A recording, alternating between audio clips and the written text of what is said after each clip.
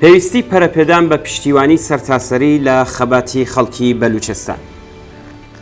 ناڕازیانی بوێر و بنەماڵە خۆراگرەکانی گیانبەختکردووانی هەینی خوێناوی زاهیدان لە یەکەم ساڵیادیە و کارە ساچە گەورەیەدا لە ڕۆژەکانی هەینی و شەممە 7 و 8 ڕەزبەردا بە شێوەیەکی بوێرانە دەستیاندایە ئاکسیۆن و خۆپیشاندانی ناڕزایەتی.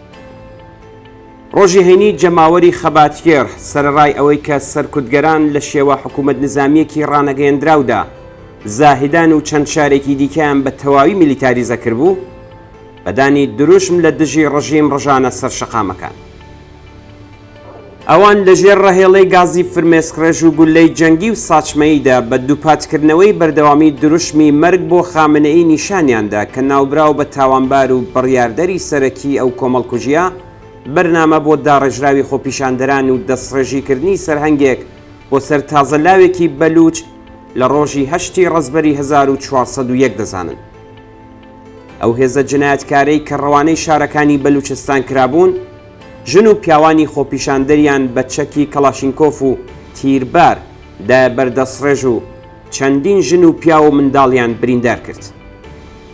هاوکات لەگەڵ تەقەکردنی سەرکوتگەران و خۆپیشاندانی بوێرانی ناڕازیان کە وێنە و ڤیدیۆکانی لە تۆڕە کۆمەڵایەتیەکاندا بە شێوەیەکی بەرین بڵاوکرایەوە، مێهدی شەمسابادی دادستانی زاهیدان ئیدعایەوەی کرد کە هیچ ڕووداوێکی تەقەکردن لە پارێزگای سیستان و بەلوچستان ڕووی نەداوە. ئاژانسی هەواڵی ئێرنا لە زمان ناوبراوەوە نووسی دۆخی زاهیدان ئاساییە.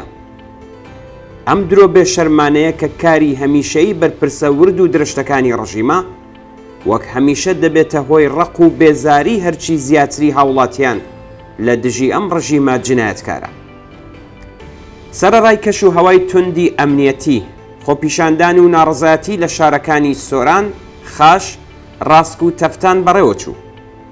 لە سۆران دروشمی خۆپیشاندەران بریتی بوو لە بەسیجی سپاهی داعشی ئێمە ئێوەن. لە خاش خۆپیشاندەران لە کاتی ڕێپێوانی ناڕزایەتیەکەیدا بەرەو ڕووی هێرشی هێزە سەرکوتگەرەکانی ڕژیم بوونەوە و ناچار بە پاشەکشیان کردن.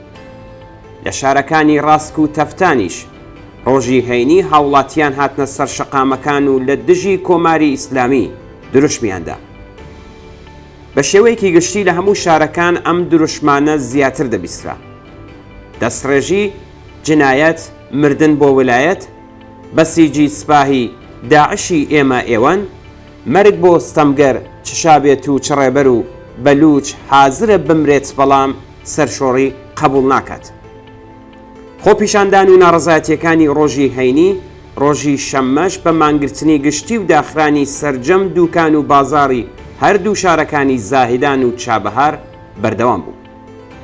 بەپێی راپۆرتی کاناڵی تەلەگرامی ڕەسەد بەلوچستان، خۆپیشاندەرانی شارۆچکەی نۆبەندینیانیش بەم مانگرتنەوە پەیوەست بوون. بە گوێرەی دوایین زانیاریەکان بەهۆی تەقەکردن و دەستڕێژی بەکرێگیراوانی ڕژیم بۆ سەر خەڵکی بێدیفاع 29 کەس بریندار بوون کە 8 کەسیان منداڵ بوون.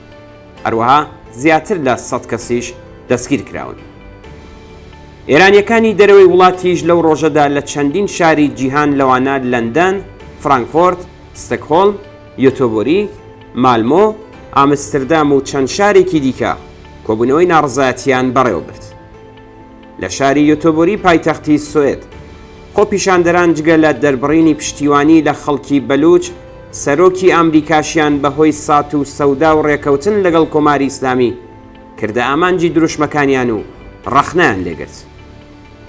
هەر لەو ڕۆژەدا واتە شەممە 8 ڕەزبەر 7 ژنی زیندانی سیاسی ناسرا و بوێر نامەیەکیان لە زیندانی ئەڤینەوە بۆ پشتیوانی لە خەڵکی تێکۆشەری بەلوچستان و یادی گیانبەختکردوانی هەینی خوێناوی زاهیدان بڵاو کردەوە. نەرگز محەممەدی، گۆڵڕۆخ ئێرانی، سپیدە قولیان، فائیزە هاشمی، شەکیلا منفەرێت، مەحبوبە ڕەزایی و ئازادە عابدێنی واژۆکارانی نامەکە لە سەرەتای نامەکەیاندا نووسیویانە هەینی خوێناوی زاهیدان ڕووداوێکی گرنگ و کاریگەرە لە بزوتنەوەی ژن ژیان ئازادیدا. ئەوان لە درێژەی نامەکەیاندا وتویانە کۆمەڵکوژی خۆپیشاندەرانی زاهیدان لە ڕۆژی 8 ڕەزبەری ساڵی 1401دا و بە کابوسی جنایەتکارانی سەرەڕۆ و هەوێنی دڵگەرمی جەماوەری ناڕازی لە سەرتاسەری ئێران.